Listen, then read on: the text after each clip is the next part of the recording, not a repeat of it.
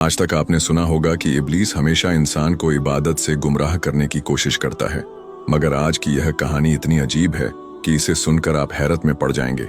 एक शख्स अंधेरी रात में नमाज अदा करने के लिए अपने घर से निकला। रास्ता बहुत अंधेरा था और चलते हुए उसे ठोकर लग गई। वह मुंह के बल गिर पड़ा और कीचड़ से लथपथ हो गया। गंदे कपड़े देखकर वह वापस घर लौटा, लिबास बदला और फिर से मस्जिद की ओर रवाना हुआ। अभी कुछ ही कदम चला था कि उसे दोबारा ठोकर लगी और वह फिर गिर पड़ा, मगर उसकी हिम्मत कम न हुई। वह फिर घर लौटा, कपड़े बदले और एक बार फिर मस्जिद की ओर बढ़ा।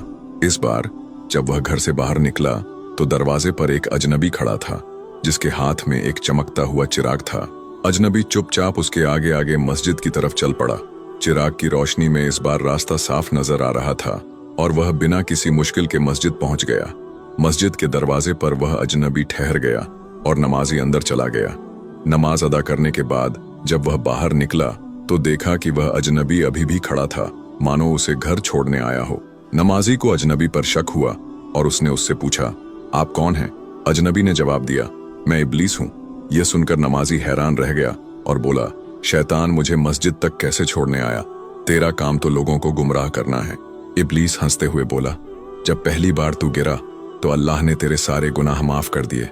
जब दूसरी बार गिरा तो अल्लाह ने तेरे पूरे खानदान को बख्श दिया।